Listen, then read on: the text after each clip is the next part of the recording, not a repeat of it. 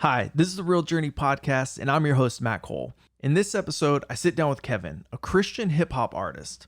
I first came across Kevin's work from a music video he'd produced called I Suck at Intros.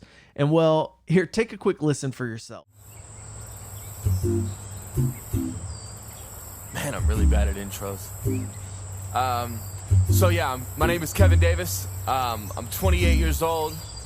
I'm married. I'm white. I love God. And you're gonna know who I am. Yeah, wait a minute, I'm about to get it. I'm on a mission and I'm about to kill it, yeah. Think I'm playing, well, you don't really fit it, nah.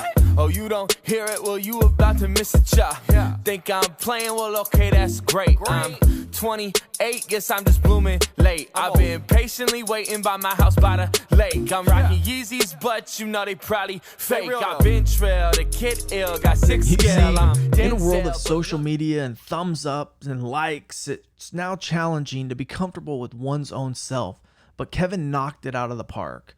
So as I sit down with him and talk about his journey in hip hop and how he found his voice, he explains it's a process that didn't just happen overnight. Kevin also started to drop what I would call a life bomb on me before the podcast, but I quickly had to cover my ears because I wanted to hear it on the show. And holding true to his self-confidence and accepting he is who he is, Kevin did not hold back, sharing not only some of the best times, but the times that most people would shy away from in fear of being judged and looked down upon. I think this is a virtue that is somewhat lost in our society today, as everyone is in search of likes and followers, creating a hollow sense of meaning. For me, I see the people that are able to step away and don't attach their own self-worth and meaning to what someone else likes or says, but instead can be 100% okay with who they are as being the true leaders in society today. And right now, we need true leaders. This podcast was recorded the day after George Floyd's death. This was a tragedy that opened up conversation that I'm hopeful will lead to true change.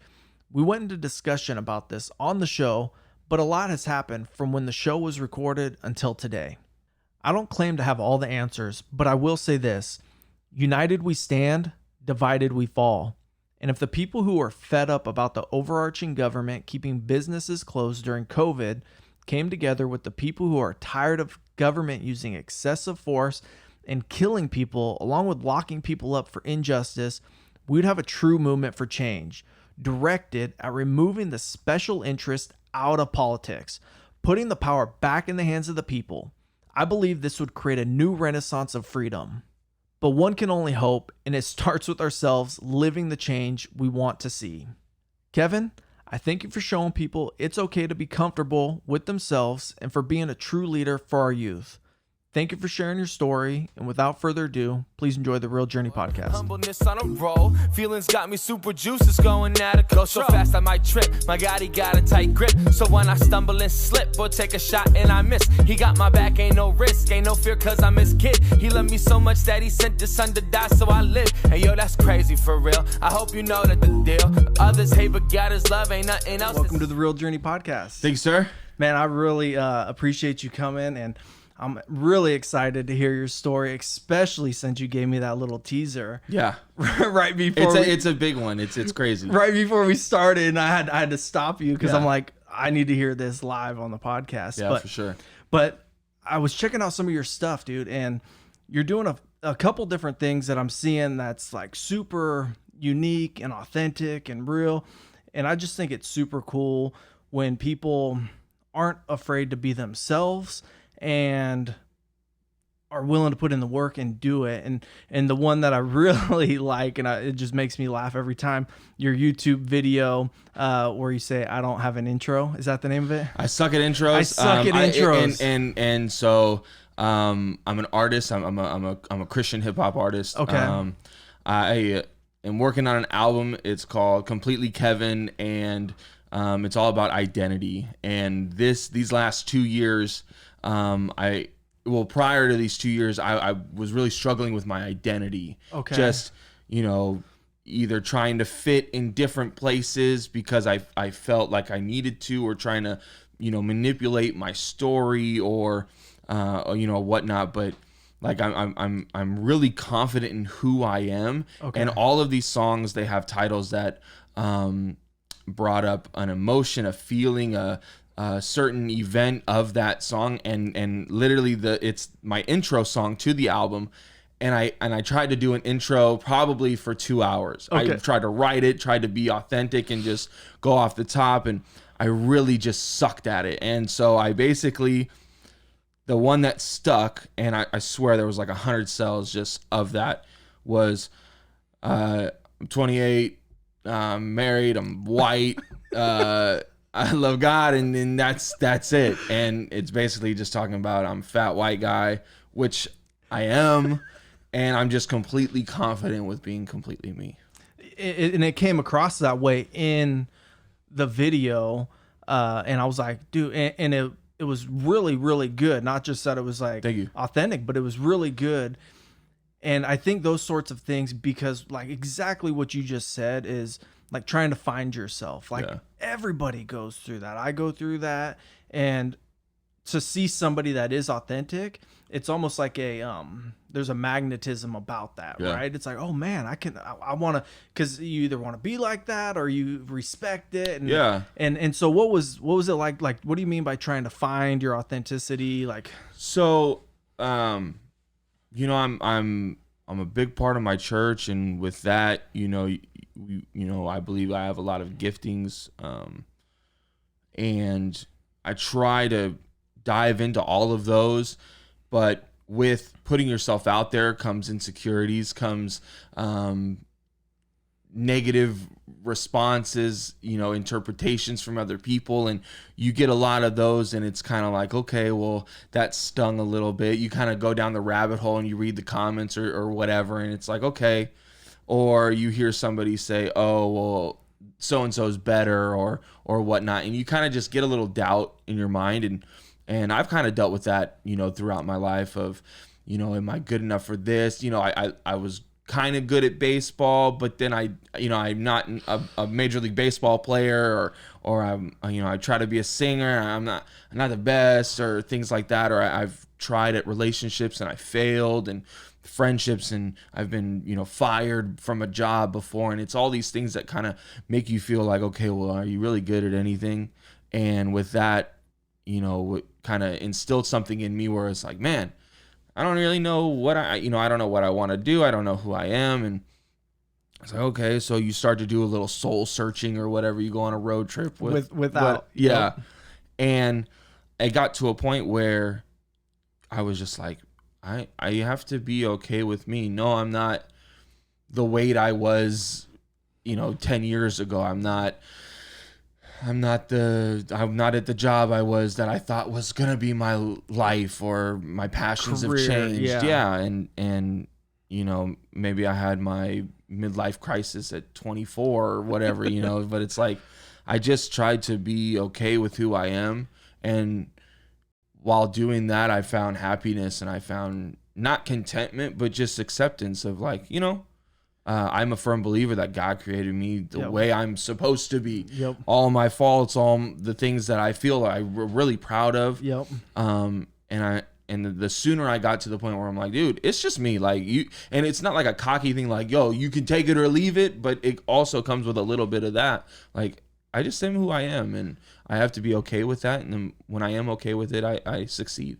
It's powerful, huh? Yeah, it really is. It's powerful. Like, you know, when you compete with yourself, when you're okay with yourself, and you're like, I'm not looking for anything external. Yeah. Like, this is a battle between me being the best version of myself that I can be, and take it or leave it. And so 2 years ago, was there a pivotal or something that was like a pivotal moment, or what was it that...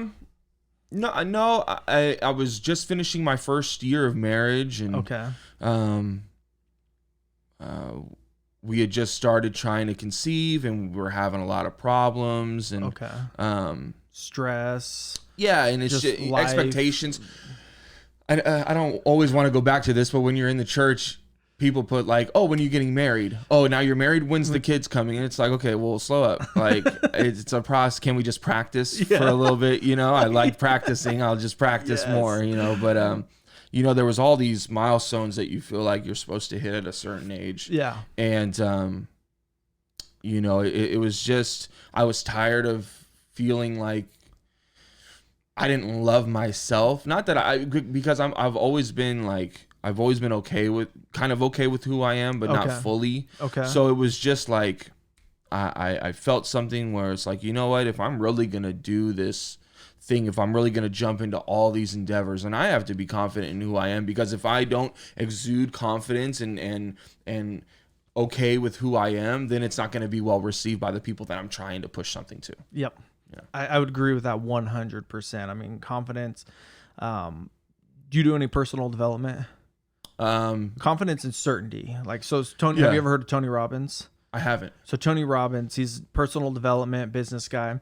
And he goes, when two people enter a room and there's rapport, like they both have a rapport, whoever's more certain or confident usually is the leader out of course. You know what I mean? And so it's so powerful to have that internal confidence because it's an energy that transforms. Oh yeah. You can tell when someone's kind of timid and reserved or sitting back a little bit, Sure. And it's like, well, okay, I'll just, like in a group project or something, it's like, okay, or you can scan the room at a job interview or a summit or something. You could be like, okay, well, I'm going to show this, that way my product's going to be known and they're going to remember me. Exactly. And so that's awesome.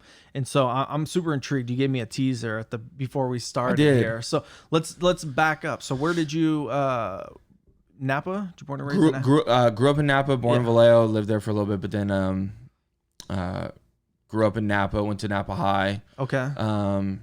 Dropped out of high school a couple times, 6 credits left, twice. Sorry, Mom. And just kind of trying to find myself, was really into sports. Were you a good kid in like no, I wasn't a good kid in school. Not school wise, but like getting in trouble. Did you get in trouble and stuff? I mean, I never did any drugs. I wasn't a drinker. Used to get in trouble all the time with girls. Okay. That was you're a flirt. I thought I was okay because it's like, hey, I'm not doing drugs, or I didn't have to sneak out. Yeah. But when I did, I was going over to girls' houses or whatever, and Dad caught a couple girls over and whatever. But no, I would get in trouble. But it wasn't anything crazy. Okay. Never had any issues with police or. So you weren't breaking into things or So no. Okay, cool. You just didn't want to do schoolwork and deal with school. I went to a school called River School. Okay. And if you are watching River School, stop telling your kids that you don't have to do homework, because the second I heard you don't have to do your homework, I clocked out. But then the next sentence was, but there's going to be consequences. So. Second year of 6th grade. You only heard what you wanted to hear. Oh man, I was like, dude, this is awesome. No homework in this school. Yeah. It was the first 6th grade class that was in middle school. Okay, yep. And so I was with 7th and 8th graders, and I was just kind of becoming my extroverted self, and and I'm like, bro, no homework, let's go, let's roll. Yeah. And so I would act out just because I feel like I was just super hyper, and I'll probably have ADHD or whatever, and I couldn't focus or whatever. I'm like, nobody care about. You weren't being stimulated. That's what it's like. You're not being. I was smart, so they were tired of me like causing issues. Yeah. That they tested me out, graduated me through to 7th grade and kicked me out. No kidding. Yeah. And would you agree you weren't being stimulated? In the right ways. Probably. I feel like since I've worked with kids, I'm the pastor, my youth pastor at my church. I've worked with after school programs like the Levin, and it's like, okay, I see that there's certain things that you have to just do things a different way, a new way to someone to be like, okay, make it fun, make it interesting. Okay. And I just wasn't getting it. Gotcha. And so River School, they skipped you ahead. They're like, they held me back. They were like, nah, he's bad. And then they're like, okay, well, let's at least see if he's smart. They're like, oh, he's smart? All right, bye. And then they kicked me out. They booted me to Silverado. Got kicked out of Silverado. What'd you get kicked out for? What was it? I had just found like porn and I brought it like magazine or something. It wasn't, it's just boobs or whatever. So girls was your problem. Girls are always hey, I'm so glad I'm married now because she's not my problem. She's my blessing, but it's like, man. For sure. And so I brought that, got kicked out or whatever. And then they kicked you out right away for that, or is it multiple offenses? No, they kicked me out. Okay, gotcha. They suspended me. I remember my dad came down to the school. I was like, oh my gosh. They're like, we're giving him 5 days, and on the 4th day, they were like, he's done. Okay. I was like, okay, great. So finished out independent study 7th grade. Went to continuation school for 8th and 9th. Excelled. Okay. I was not a truant. I was not on probation. Okay. I was not a bad kid. I was not getting into fights. I was not doing drugs. I was not into gangs. So it was just like I just was doing dumb stuff. Yeah. And so I excelled in 8th grade. I was doing like 10th and 11th grade schoolwork. Okay. So I was they were showing that I was getting it. Went to Napa High for 10th through 12th. Had okay grades 10th and 11th, and then my 12th grade year, I went from like a 3.0 to like a 0.8 my senior year. Man, my senior year. So is this the bomb you're about to drop? Well, I had I had this girlfriend, and I lost my virginity and had a kid. And what grade was this? 12th grade. 12th grade. Okay. 12th grade. And she was older than me, so she was out of school. Okay. And I had a lovely little girl, and no kidding. And so you're 17, had a little kid? I was 18, had a little kid. And she moved to Minnesota. She was actually born in Minnesota. No kidding. Yeah, and then the situation was really, really crazy, and it was really sad, and it didn't work out. And did you guys try and make it work out? We had tried to make it work, and then differences, whatever. Okay, for sure.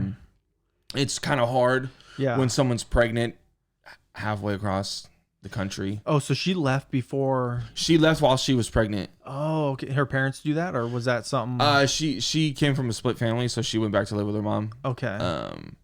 And she had the baby there. Didn't tell me she did. Okay. She how I found out, I remember vividly 100%. I came home one night from church, and my dad was like, hey, we have to talk. I was like, what? Okay.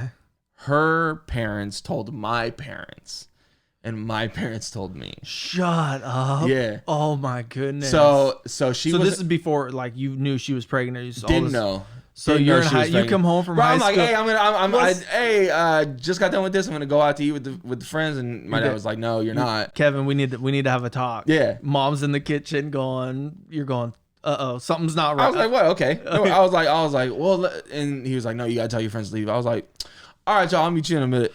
And went in there, and he was like, hey, this and this, she's pregnant. I'm like, wow, man, okay. Yo, what does this mean? So totally in trouble, right? Yeah. In more than one way. Yeah. Because that's a big responsibility. And that's like, it's like, it really was life changing. Yeah. Yeah. So it was like, okay, make sure you're focused at work, make sure you're focused at school, make sure you're focused on doing what you have to do. And then we tried to make it work. Didn't work out. She had my daughter on July 25th. Was out there, didn't know until she was born. And then when what do you mean you didn't know? She didn't tell us. So how would she didn't tell us when she was born? Oh, okay. Gotcha. So we found out. Gotcha. Or she was, I don't know how it was. Either we found out or she was like, hey, I had Bella last week or whatever. And we're like, what? Yeah. And went out there, SARS, and that was just a really, really bad situation. That's got to be difficult, bro. It was because it was like I was young, and I didn't really understand, and just to be honest, I wasn't prepared for it. Yeah. Obviously. Yeah. Mentally, physically, I was doing the things that it took to be in that situation. Going through those motions. Yeah. Mm-hmm. And I just wasn't ready. I wasn't prepared, and I can't blame it on anything except for myself. I could have done more. I could have, did whatever, someone said, well, you could have moved. It's like, what do you. Yeah. And whatever excuse, there's no excuse. It's just. And that's a tough one because it is, it's almost, and I don't know the end of the story, but to try and force something that's just not working, it's almost puts things in a worse environment, and you know what I mean? Yeah, definitely. If you're trying to fit a circle in a triangle, it's just gonna wear you out, and be really tough. But didn't work out. Kept with it for a couple years because I was like, okay, well, and this is just me being transparent and open and honest, is like, okay, well, she's not gonna be a baby forever. Yeah. She'll be a teenager. Yeah. She won't be a teenager forever. She'll be an adult. Yeah. Why don't I stick it out? I kind of stuck it out for my parents just because they were like, you need to, or we want to have a relationship. And it's like, okay, didn't work out. She's about to be 12. What is it? In July. Yeah. Mother's Day. She called to talk to me for the first time in 7 years. I spoke to her for the first time in 7 years. The last time I spoke to her, she was here in California, and she said my mom said that you weren't there when I was born, and she was ringing off all these things at 5 years old. At 5 years old, that made me feel a type of way, like hurt. Well, yes, you're right. I was not, but I can't explain why. No, So I'm like, okay, well, now she's a young lady going on 25, for sure, and she's going through stuff, and she's reaching out, and I was always prepared for that. Hey, I want to know who you are. Hey, I hate you. Hey, why weren't you around? Yeah. Conversation. And right now she's just like, hey, what's up? How are you? And so was her mom like, stay out of here, stay out of the life? Yeah. Or it was a mutual. You're like, hey, I'm not prepared. I'm gonna stay out. No, she really was adamant about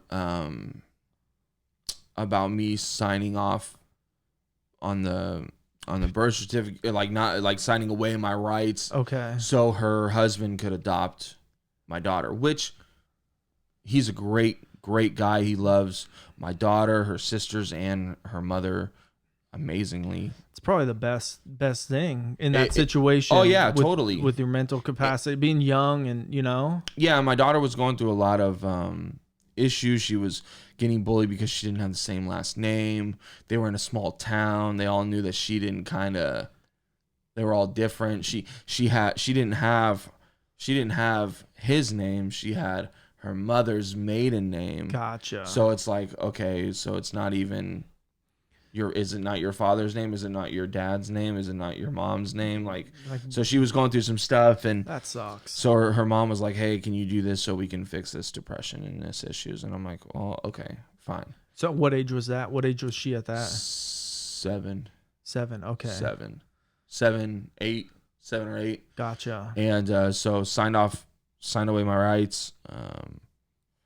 And you haven't talked to her in a couple of years, 5, 6, 7. I hadn't. 8, 3. You hadn't talked to your daughter in 3, so you had no. No, I wasn't even talking to her then. I hadn't talked to her since she was 5. Okay.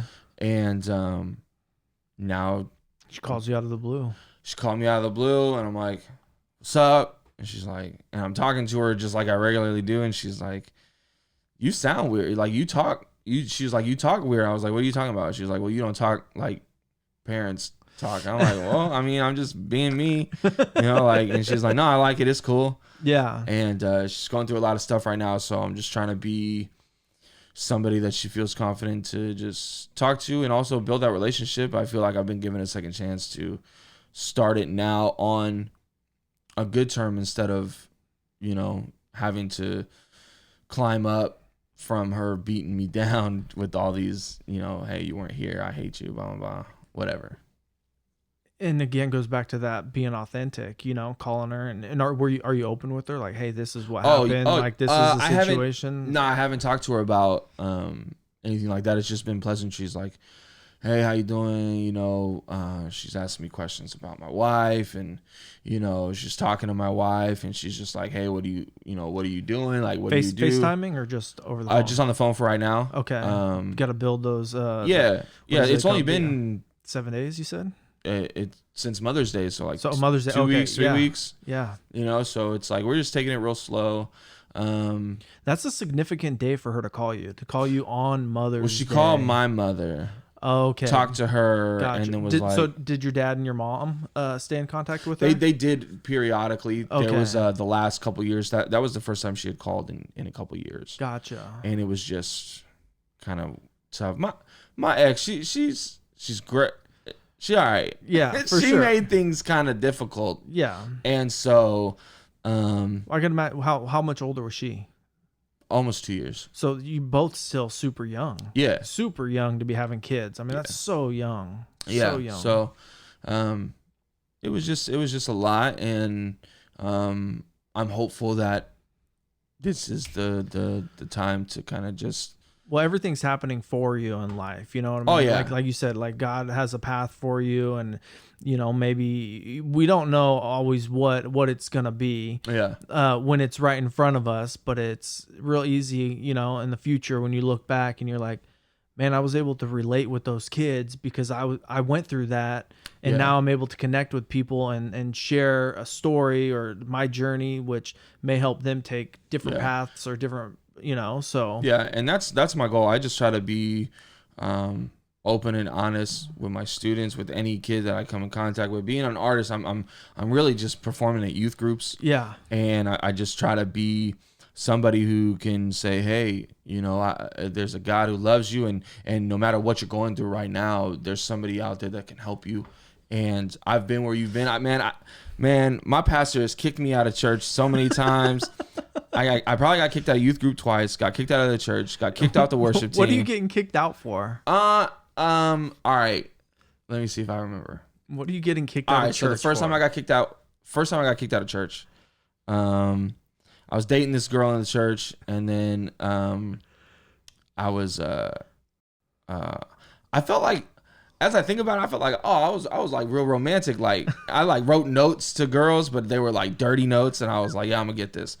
And I sent it. I sent one to a girl that I thought was in the church, but still like outside of the church, like me. She was real in, and she told our youth pastor, and she was like, "This is what happened." I was like, okay. So he was like, "Okay, well, that's done."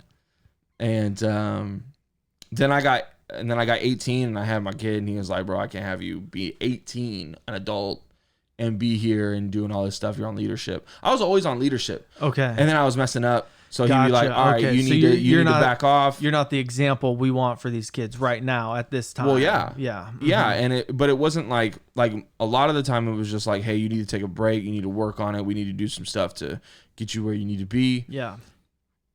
Come back on leadership when you're right. And then I got kicked out of youth group when I had my kid, just because I was a leader, and we were running close to 200 kids a week in my youth group. So how'd you get into church? Do your parents go to church or No? Yeah. So no one went to church. I grew up down the street from the church. Okay.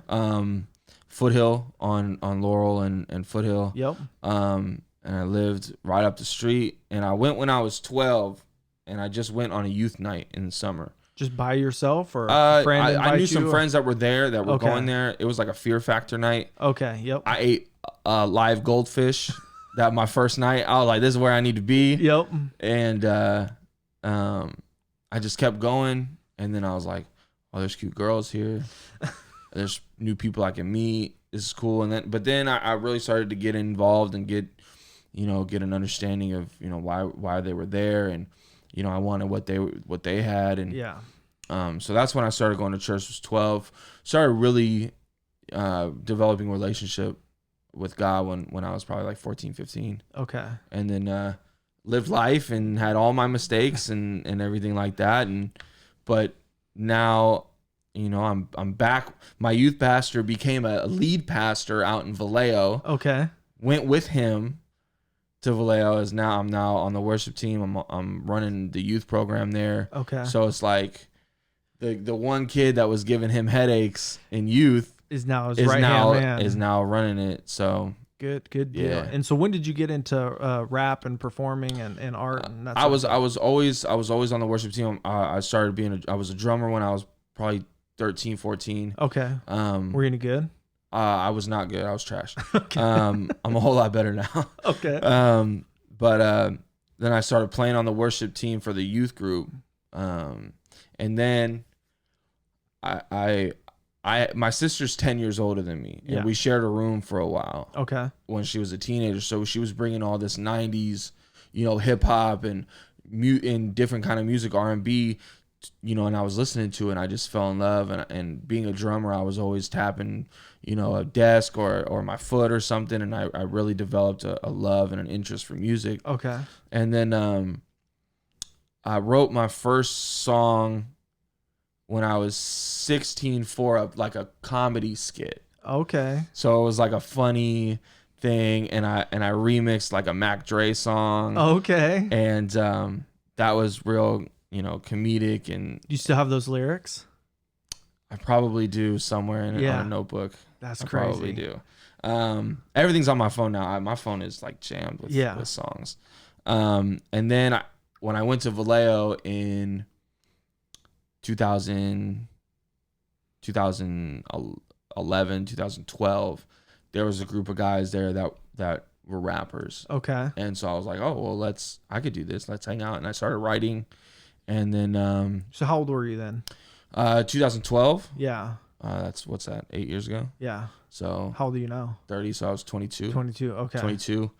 And they were in a group, and I joined the group, started writing music, and then in 2015, right in 2014, we made an album.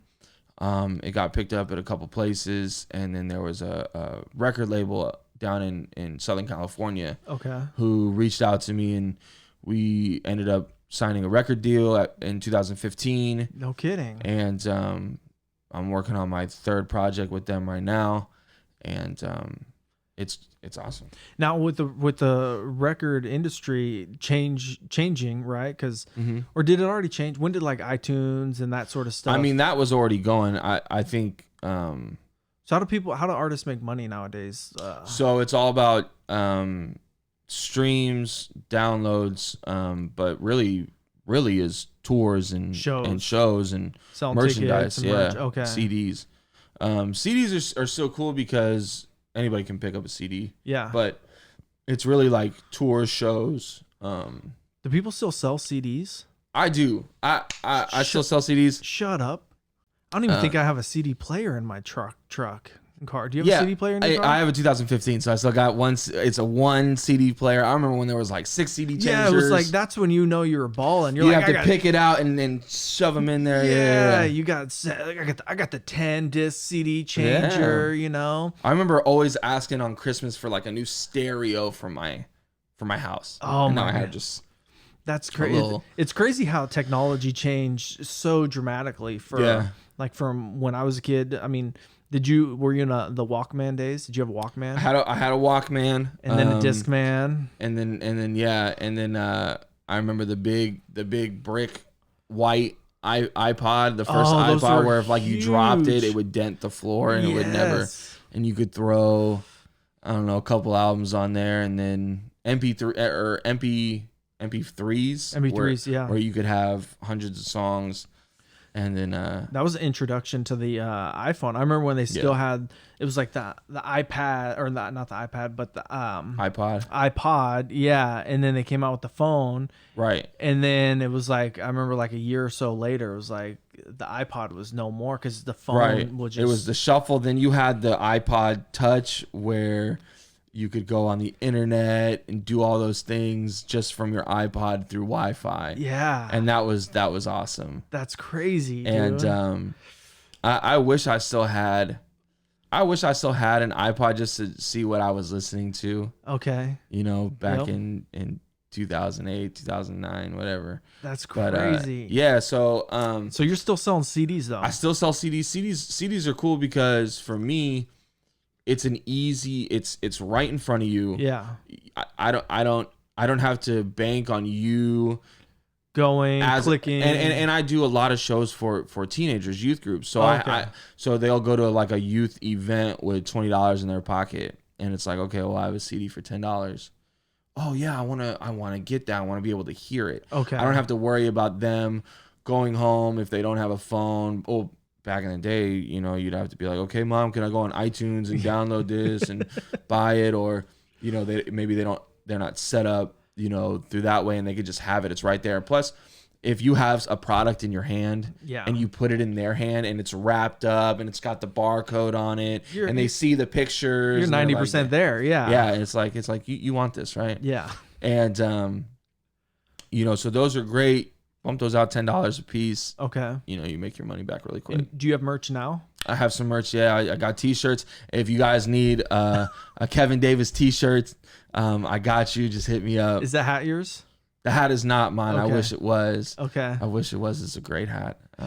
That's awesome. And so do you sell a lot of merch during your shows? And yeah, so constantly selling t-shirts, CDs. It's tough with merch because you have to have a lot of overhead.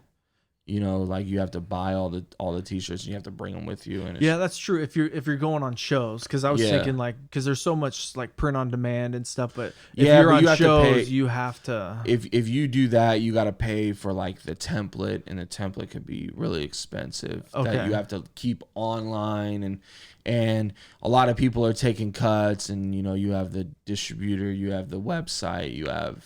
No, there's a lot more profit in it if you can buy and sell and do all that stuff yourself. Yeah. It's just so you buy 100 t-shirts at discount price or whatever it is, you throw your stuff on there and you lug it around in a backpack or whatever. Gotcha. Man, that's and so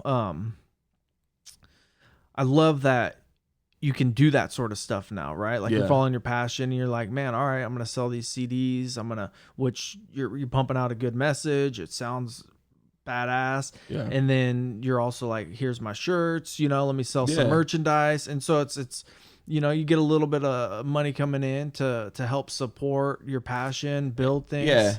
And that's the thing, because it's like, you know, I'm away, you know, it is my ministry, but it's a job. It's a form of income, and you know, it's not cheap to create the music. And if there's a person out there that is interested in it and wants to hear it, then you know, you make a profit off of it somehow. But because streaming doesn't make any money, you're not making any money. If you play one of my songs, it's 0.3 cents per play. Yeah. So I have to get you have to 4 plays for a penny. Yeah, you got to be doing a lot of streams to make any money. That's why people are like, oh, you know, if you think about it, like Drake, who's the biggest, he gets, or the dude, what's the dude? 6ix9ine had almost 150 million views in one day on his song that he just brought out. But it's like each stream is only 0.3 of a penny. Gotcha. So I mean, if you're putting out 100 million views, you're getting paid. You're making money. You're getting paid, yeah. But if you do 100 views, then you ain't making anything. No, you just uploaded it. You kind of, you know, you're like, okay, maybe it'll get picked up. Type of thing. And you write lyrics for other people too, right? I have a writing company. If anybody needs something, I've worked with a couple artists, a couple singers. Okay. And written songs for them. And how does that process go? If you're writing a song for somebody else, like do you sit down, do an interview, fill them out, and like, or you're just like, man, here's a dope song. Well, it depends on what they're looking for. If they want just I want a song about, you know, relationships, you bump out a generic song. Or if it, you know, for that person, if you get a little bit about them, if you know about them, you know, with anybody who has a business and they're working with someone, they're going to do some research on them. For sure. So if I'm doing a song for you and, you know, or a jingle for your podcast, I got to know a little bit about what you talk about. Oh, dude, I should have you do a jingle. I'll pay you to do a jingle. We should set something up. Let's do it. Yeah, dude. And, you know, you do that and you send it out, and there's revisions if they want to add something. Like I did a song recently for a guy named Doug Wood. Okay. And he's out in LA, and he's a multimillionaire, came from bankruptcy, and he has this business and this mindset, millionaire mindset. Yep. And he literally made $1 million in a year. Wow. And so he was going out on tour. He writes books. best-selling books, and he's like, I need a song that I can do to come out to my audience with. So wrote a very super simple, because this he's not a rapper, and he's just like, I just need something that'll pop in the beginning, so it's like, okay, so we picked out a song that he liked, and we're like, okay, so that way I know that he's feeling it. And then he was like, I have 7 key points that I want you to put in there. Song needs to be a minute. I don't need to be up on stage sweating before I have an hour lecture or TED Talk or whatever. For sure. Put him in there, made it rhyme, made it sound good, and now he's got a song that he does every show. Did you sing it too? You did. I mean, I did a reference. Okay. But he recorded it. Oh, he sung it himself. Yeah. Oh, yeah. So he does it. Okay. So he paid me to write it, record it for him, and then he learned it and recorded it for himself. And do you make your own beats and stuff too? I've tried to make beats. I can drum. I can't. Because everything's on the there's like what is that thing called that everything's on Logic, Pro Tools, GarageBand. It's all digital. Yeah. You have a beat pad or piano or whatever. I can't. I don't know how to play the piano. Drums came to me so naturally. Okay. And a lot of things come to me naturally that if they don't, I'm done with them. I get upset and I'm just like, forget this. I don't want to waste my time. And so like guitar, piano, I can't do it. So I'm just like, you know what? I'll pay somebody to do it. And there you go. It's just easier that way. For sure. Okay. Yeah. And what's your vision for the future? Like, where do you want to take this? And like your perfect world, what are you seeing yourself doing? I just want to make real relevant music content for kids who are going through life. Okay. Life is scary, and especially right now. Right now. I always say this. I would never want to be a teenager today. That it would be so with social media, like being a teenager. Everything is magnified 100. It's like cyberbullying was like you had to come to me and say, bro, I don't like you. Let's fight. Yeah. You couldn't call me anything online behind a keyboard, and all your friends and the whole class know about it. Yeah, before, as soon as you get to class, they already know what's going on with you. Your laundry's already just out there. Yeah. And it's like the pressure to do certain things is just crazy right now for kids. There's all these shows about, young people going through things in life and they turn to drugs or suicide. Like what's the show that they made out in Vallejo on Netflix? 13 Reasons. Oh, yes. And it's about this girl or something who commits suicide because she screwed up her life so bad. And it's like, I feel like suicide became such a fad. Yeah. That everybody was doing it. And it's just like, man, it's crazy. The people that they look up to are, ODing on drugs, and they're like, the music is so sad and angry. And it's like, man, there's times in life when you're going through hell. Yeah. But it's not always like that. Yeah. There's Tuesdays, Thursdays, Fridays, Saturdays, great days where you're just out with your friends and you just feel great. And it's just like, man, I want to magnify those experiences. And I have a message, and I just want to let them know that there's somebody out there that loves you. Yeah. And there's friends around you, family, anybody who's there to help you when you're going through a tough time. And I just want to make music. I do my radio show, The Bridge. We interview young people or artists or creatives. We just last night we interviewed Aesop Winston Jr., who just got signed to the Los Angeles Rams through this draft. And it's like, he's like, man, it was so hard being in college and being a Christian, because it's like I wanted to go and do all these things that my friends were doing, not bad things, but just parties and you get all this attention, like what we were talking about. Everybody knows who you are when you come into class because it's all on social media. But like if you're in the public eye, everybody knows who you are, and everybody wants to meet you. Yes, and they want to be around you. And it's like it's really tough when temptation comes and things like that, and you're just like, I know who I am, and I know that I want to keep this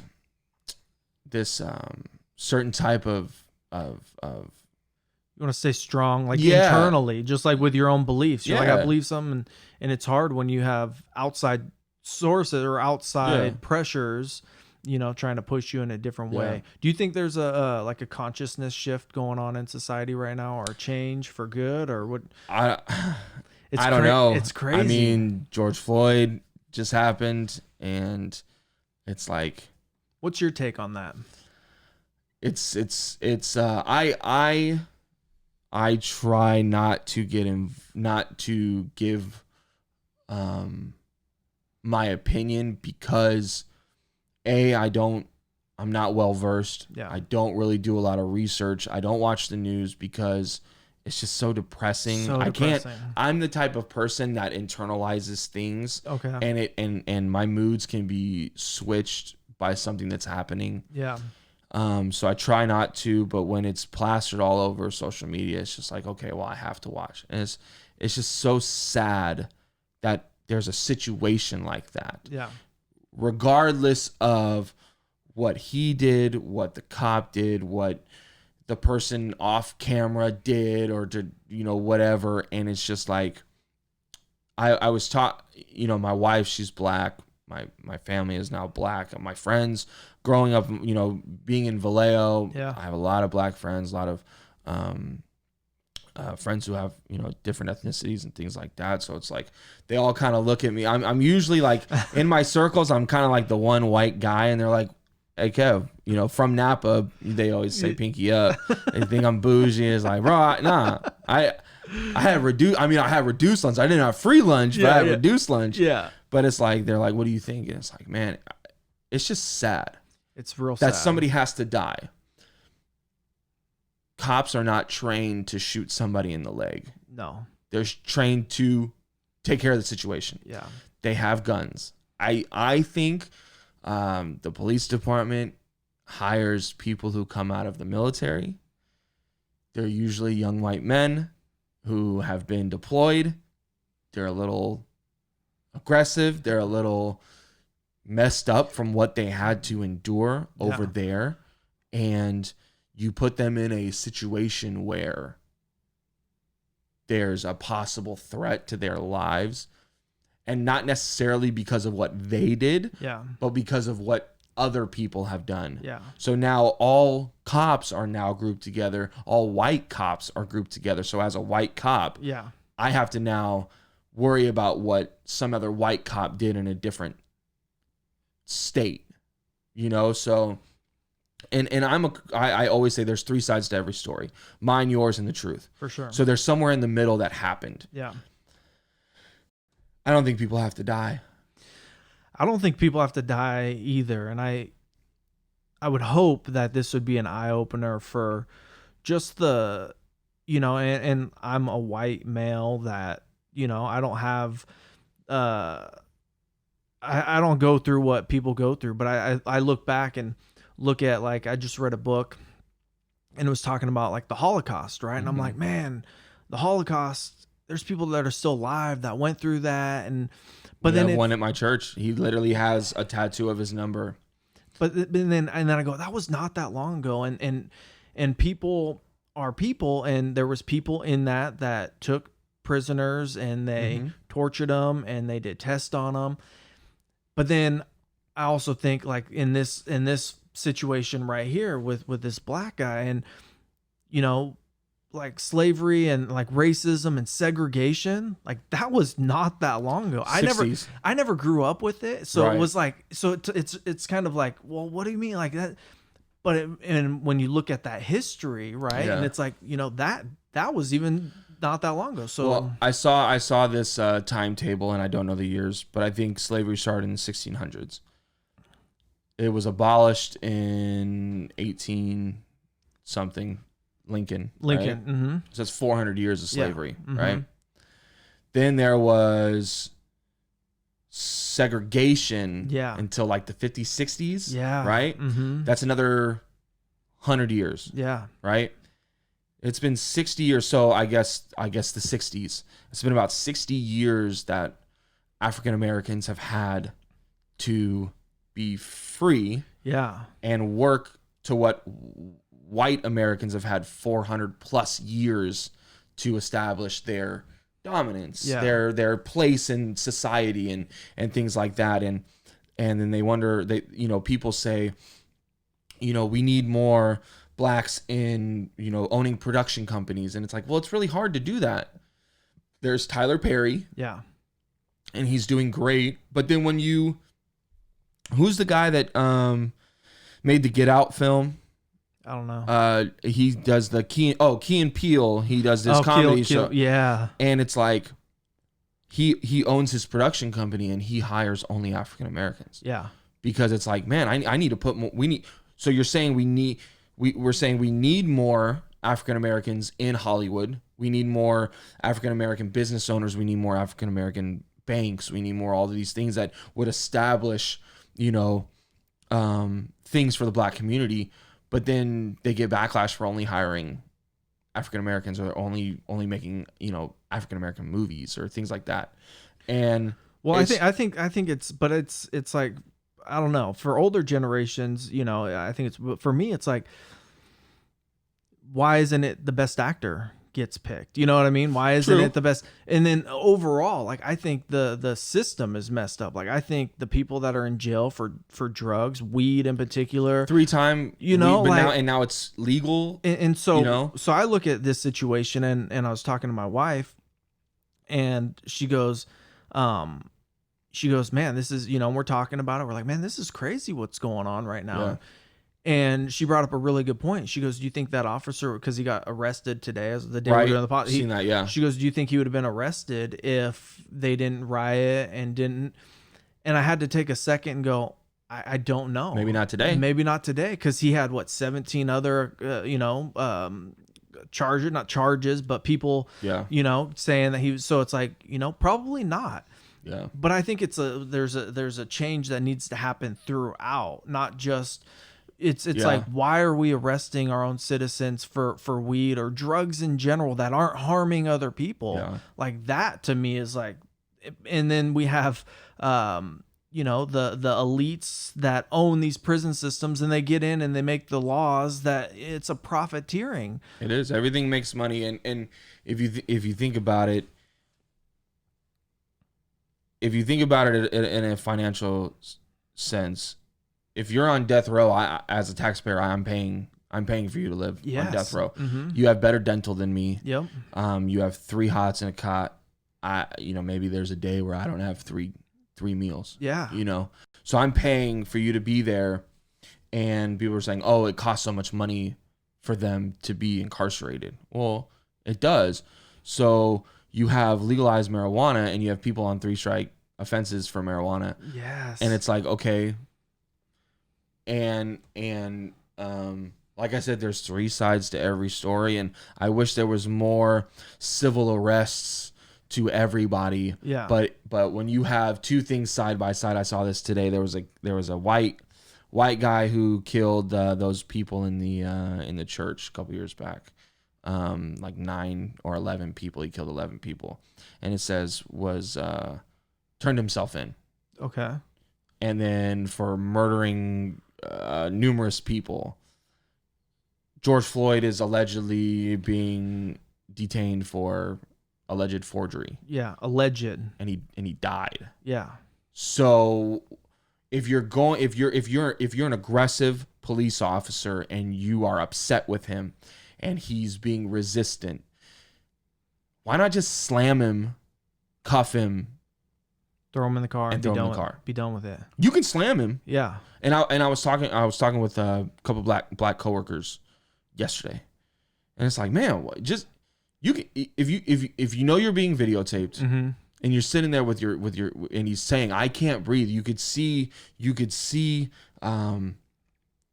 had urinated on himself. You see the puddle, you see the stream, you see his nose is bleeding, you see that he's going through it because you're on him. It hurts. I mean, if you get in a weird position, it hurts. He's like, I can't breathe. And he's screaming for his mom. It's like, don't you think that you wouldn't want to be videotaped doing that? Yeah. I couldn't watch the whole thing. I haven't watched the whole thing. I watched the beginning of it, and then I went to the end when they put him in and I'm like, did that guy, you could see him. You could see the air leave him. Yeah.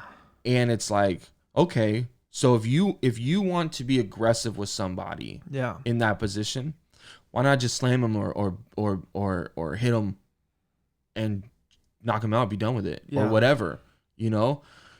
And it's just like, that shouldn't be a question, but it is a question. And I really think that it's a valid question. Why not just do that? If someone doesn't have to die. No, and when you compare those two things, murder and forgery, Yeah. I mean, what did he forge? A couple bad checks or something, or whatever? What did he steal? $1 million? It's not even bad, is what you look at the whole, like, the Ponzi scheme that is the Federal Reserve.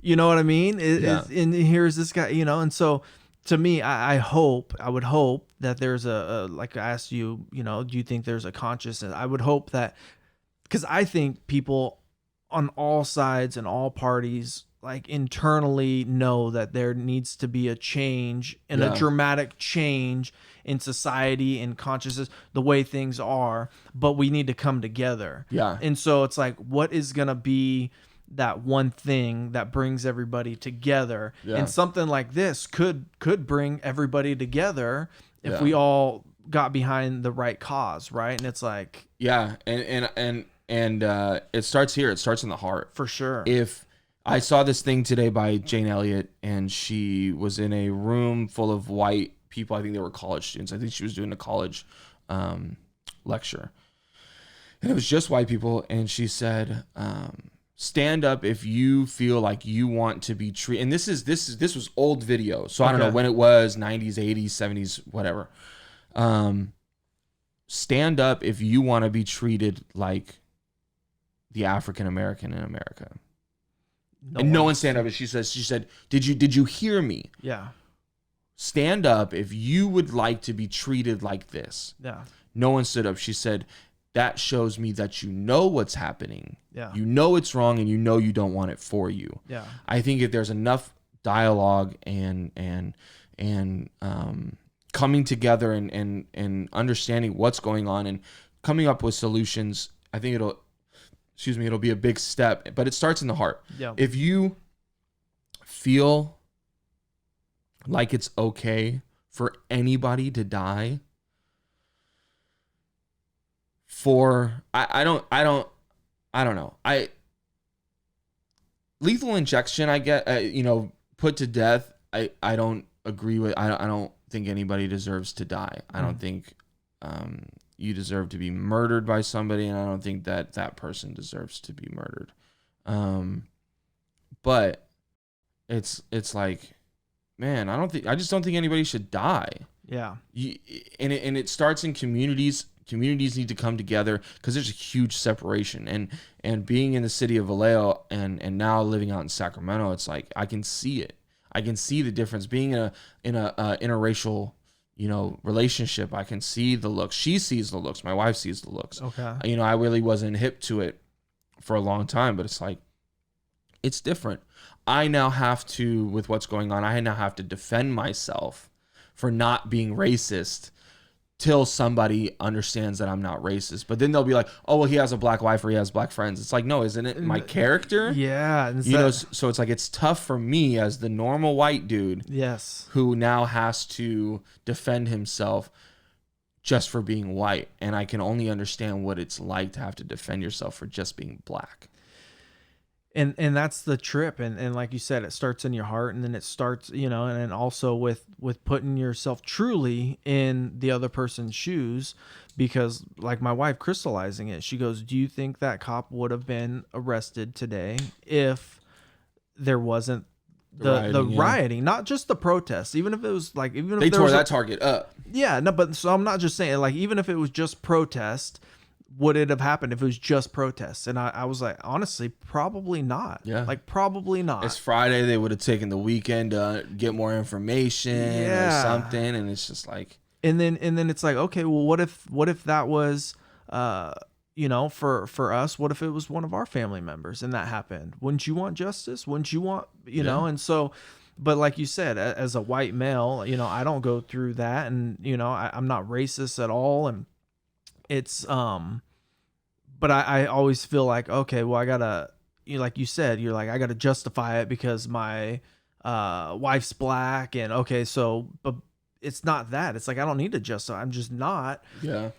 And I really hope that as a society, we can look at the big, like elevate from higher up. You know, like You always see better when you you're always looking. see better. Like look Yeah. down and look at all of it. It's like, yeah, you know, but there needs to be change throughout. For sure. It's multifaceted. There's so many different angles that need to be improved, and it's just you know, it kind of got like that during 9/11. I think that was the first time we've been Everyone united, came together, yeah. But it was against another person, another type of person, another It- and then you know there's been all these shootings, and it's like, you know, the Black Lives Matter movement, and now it's like, oh, you guys, you know, you're like a terrorist group, and it's like, man, you know, all lives matter, you know, all lives matter, but that's a given because Black lives are under that. But Black lives matter because that's, and I understand the media puts out what they want to put out, well, if it bleeds, it leads. You know, You know, so and they're it's- selling ads. So you know, and it's like, okay,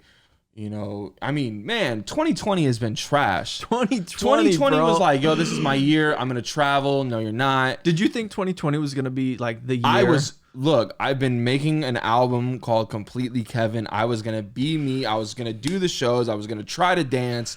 I was going to be okay. I was going to lose the weight. Well, not too much because I'm a fat white guy. But now I'm like, man, all I got to do is all I've been able to do is DoorDash, you know, because we're quarantined. And it's like there was almost World War III.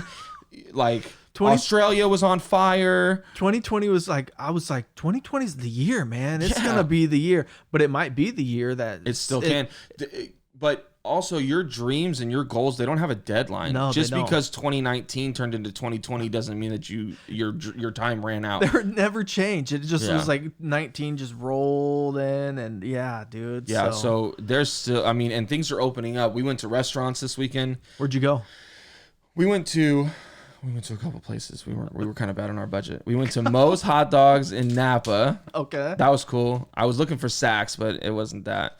But then we went to a couple out in Sacramento, and it's like, it was weird because the next people were sitting all the way over there. I'm like, well, this is kind of nice.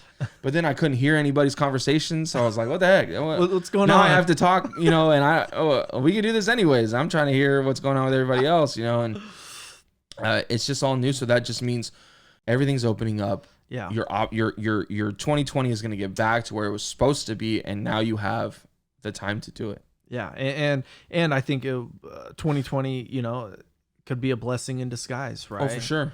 You know, and that's what I'm hoping for. I'm hoping that things get better, you know, and they always say that opportunities come when things are at their worst, you know, and it's like, you look at all the big companies, some of the major companies were started in the worst recessions, and you know, when you start out of that, it's like a phoenix, right? You come out of the ashes. And I mean, I think when you're in a time like this, you know, and you're vulnerable, you're coming up against adversity, I think the best parts of life come from this, because now instead of having 12 months, now you have 6 months to do what you planned, and you really put plan into action. yeah, When you put something bright pink up against something black, it's going to show so much more. So when you're like, yo, I accomplished this while going through all of this. yes, And it'll boost your confidence. It'll make you feel better. People will understand it more. They'll see it. They're just fiending.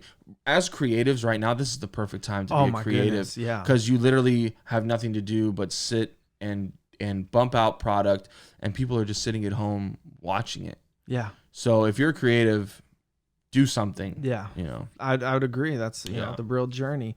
Man, I appreciate you coming on the podcast. How can people get a hold of you or check you out if they want to? You can go ahead and follow me on Instagram at Kevin Davis Music 1. You can follow me on TikTok. I'm trying to be TikTok famous. No, Facebook, Kevin Davis.